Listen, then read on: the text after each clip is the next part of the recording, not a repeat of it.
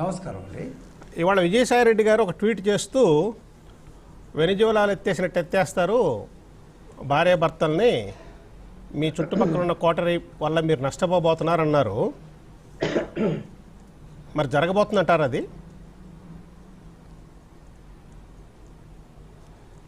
ఇక్కడ శివరాం ప్రసాద్ గారు ఒక చక్కటి కార్యక్రమాన్ని ప్రేక్షకుల ముందు పెట్టారు. మా టీవీ యాజమాన్యానికి మీకు కూడా ప్రత్యేకమైనటువంటి ధన్యవాదాలు. అదేవిధంగా చర్చలో పాల్గొంటున్నటువంటి మిత్రులందరికీ కూడా ధన్యవాదాలు. ఇక్కడ ఎక్కడైతే అధికారం ఉంటుందో ఆ అధికారాన్ని నిర్వహించే వ్యక్తి, చలాయించే వ్యక్తి దగ్గర ఒక కోటరీ అనేది సాధారణంగా ఏర్పడుతుంది. ఇది ఇక్కడే కాదు, రాజుల టైంలో కూడా రాజుగారి కోట, అక్కడ కోటరీ అన్నటువంటిది వస్తుంది. ప్రజాస్వామ్యంలో కూడా అది తప్పడం లేదు. అయితే ఈరోజు ట్వీట్ చేసినటువంటి వ్యక్తి సామాన్యుడు కాదు. ఎందుకంటే అదే కోటరీలో నంబర్ 2గా చలామణైనటువంటి వ్యక్తి. ఇదే ఆంధ్రప్రదేశ్ని 3 భాగాలుగా చేస్తే ఒక భాగానికి అధిపతిగా అన్ని అధికారాలు చెలాయించిన వ్యక్తి. ఆయన మౌత్ పీస్గా నటించినటువంటి వ్యక్తి. అంటే ఏదైనా మాట్లాడాలంటే ఈయన మైక్ పట్టుకొని మాట్లాడేవాడు. అలాంటి వ్యక్తి ఈరోజు ఈ రకమైనటువంటి ట్వీట్ చేయడం వల్ల జనంలో ఒక ఆసక్తికరమైనటువంటి విషయం బయటకు వస్తుంది. ఎందుకంటే జగన్మోహన్ రెడ్డి గారు 5 సంవత్సరాల పాలనలో కూడా తీసుకున్నటువంటి నిర్ణయాలు వివాదాస్పదమయ్యాయి. Titling act, land titling act, ఎవరు కూడా, ఎంతోమంది సీఎంలు వచ్చారు వెళ్ళారు, ఎవరు సర్వే రాళ్ళ మీద బొమ్మలు వేసుకోవాలని లేదా పట్టాదారు పాస్ పుస్తకాలు, ఒక సెంటిమెంట్ ఉండేటటువంటి పట్టాదారు పాస్ పుస్తకాల మీద తన బొమ్మ వేసుకోవాలన్న ఆలోచన ఏ సీఎంకి రాదు. ఒకవేళ ఆయన్ని ప్రజల నుంచి దూరం చేయాలనేటువంటి ఆలోచన ఇచ్చినటువంటి వాళ్ళు ఎవరో విజయసాయి రెడ్డి చెప్పాలి. ఇదొకటే కాదు, సిపిఎస్ రద్దు, అది ఎంతసేపు అన్నా సిపిఎస్ రద్దు వెంటనే చేసేస్తామన్నాడు, కానీ చేయలేకపోయారు. దీని మీద సజ్జల రామకృష్ణారెడ్డి గారు పబ్లిక్గా వచ్చి అది అప్పుడు మాకు తెలియదు, ఏదో తెలియక చెప్పాము అనేసి చెప్పారు. ఇలాంటి సంఘటనలు మనము చూస్తే కార్యాలయాల మీద రంగులు వేయడం, మళ్ళా రంగులు తీసేయడానికి కోట్లు చివాట్లు పెట్టడం, అంటే ప్రజలు ఎన్నుకున్నటువంటి ఒక ప్రజానాయకుడు చేయాల్సినటువంటి పనులు ప్రజాయుతంగా లేవు అన్నది స్పష్టమయ్యే 2024లో 151 స్థానాల నుంచి 11 స్థానాలకి కుదించారు.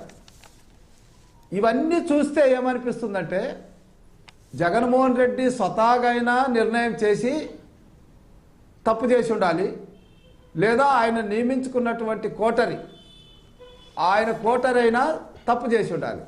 అంటే ఇక్కడ కోటరీ, అమ్ముడుపోయిన కోటరీ ఉంది అనే దానికన్నా జగన్మోహన్ రెడ్డిని నమ్మేటట్లు చేసినటువంటి వ్యక్తులు ఉన్నారా అన్నటువంటి ఆలోచన కూడా చేయాలి. సో ఇక్కడ వెనుజులా అనేటువంటిది ఒకటే కాదు, చరిత్రలో తీసుకుంటే సౌత్ సుడాన్ ఉంది, సోమాలియా ఉంది, సిరియా ఉంది, యోహాన్ ఉంది. ఇవన్నీ కూడా అవినీతి రాజ్యాలుగా, అవినీతి పాలనలుగా ముద్రపడి ప్రజల నుంచి దూరం అయ్యాయి. ఇక్కడేంటి, అదే కోణంలో అత్యధిక అవినీతిపరమైనటువంటి పాలనలో ప్రజలకు దూరమైపోయినటువంటి ఒక పరిపాలకుడిగా చరిత్రలో, వర్తమానంలో వైసీపీ నాయకుడు మిగిలిపోయాడు. లేకుంటే 151 స్థానాలు ఎక్కడ, 11 స్థానాలు ఎక్కడండి? కాబట్టి వీటన్నిటిని దృష్టిలో పెట్టుకుంటే మరి పెద్దలు విజయసాయి రెడ్డి గారు ఏ కోణంలో మాట్లాడినా అది కాస్త తన కోటరీలో తన నాయకుడిని గురించి మాట్లాడినట్టుగా అనిపిస్తుంది జనంలో. అంటే రామంజల్ గారు మరి ఇదే ఏ విషయం మీద మాట్లాడారు, దీంట్లో ఎవరికి? రామంజల్ గారు, ఇప్పుడు విజయసాయి రెడ్డి గారు అసంతృప్తికి కారణం ఏంటి? చెప్పండి. అసంతృప్తికి కారణం వాళ్ళ అధినాయకుడే. ఎందుకంటే ఆయన ఒక్కడే కాదు కదా, రఘురామకృష్ణరాజు గారు కూడా మరి ఆ పార్టీలో అసంతృప్తి కారకులయ్యారు. ఆయనే కాదు, చాలామంది అసంతృప్తి కారకులయ్యారు. తర్వాత అక్కడ నాయకుడు తీసుకున్నటువంటి నిర్ణయాలు కావచ్చు, లేదా మరొక రకంగా కోటరీ ప్రభావం కావచ్చు, ఏదైనా ఈరోజు ఆయన దగ్గర ఉన్నటువంటి కోటరీలో ఉన్న వాళ్ళందరూ బలయ్యారా లేదా? ప్రతి ఒక్కరు కేసుల్లో ఉన్నారు, ఇంక్లూడింగ్ అధికారులు కూడా. ధనంజయ రెడ్డి గారు కావచ్చు, కృష్ణమోహన్ రెడ్డి గారు కావచ్చు, లేదా డెప్యుటేషన్ మీద వచ్చినటువంటి వాళ్ళు కావచ్చు. కాబట్టి ఇక్కడ విజయసాయిరెడ్డి గారు మాట్లాడారంటే ఆయనకు ఆయన నాయకుడికి మధ్య ఏదో కొద్దిగా బెడిసింది అన్నటువంటిది ప్రజలు గమనిస్తున్నారు. అంటే ఏంటో బెడవడానికి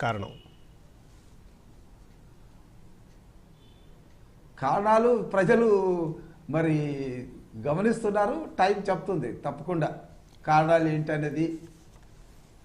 ఒకటి, ప్రజాస్వామ్యంలో ఎవరైనా కావచ్చు, ప్రజలు ఇచ్చినటువంటి అధికారాన్ని ప్రజాభిష్టికరంగా ప్రజా ఆమోదపరంగా చేస్తే 10 కాలాల పాటు ఉంటారండి. ప్రజలకు వ్యతిరేకంగా ప్రజల యొక్క అభిప్రాయాలతో సంబంధం లేకుండా తన చుట్టూన్నటువంటి కోటరి చెప్పినటువంటి మాటలకు ప్రభావితుడైపోయి ఒక రకంగా లొంగిపోయి పరిపాలన చేస్తే ప్రజలు సరైన టైంలో బుద్ధి చెప్తారని చెప్పడానికి కోకొల్లలుగా ఉదాహరణలు ఉన్నాయి. అందులో ఒక ఉదాహరణే మొన్న జరిగినటువంటి ఎన్నికలు. అంటే ఎంతగా ఆయన ట్వీట్ చేసిన జగన్మోహన్ రెడ్డి గారి గురించి అంటారు అనిపిస్తుంది ఖచ్చితంగా. ఎందుకంటే మరి ఇప్పుడు ఆయన అంత ట్విట్టర్ వెన్యూజులను గురించి ఆయన చెప్పాల్సిన అవసరం లేదు. అది సందర్భం వచ్చింది కాబట్టి ఆయన ఎవరి మీద అయితే చెప్పాలనుకున్నాడో అది చెప్పడానికి ఒక అవకాశంగా తీసుకున్నాడు అన్నది ప్రజలకు అర్థమైపోయింది. రైట్ ఎమ్మెల్యే గారు, ఇప్పుడు ఒక చిన్న విరామం తీసుకున్న తర్వాత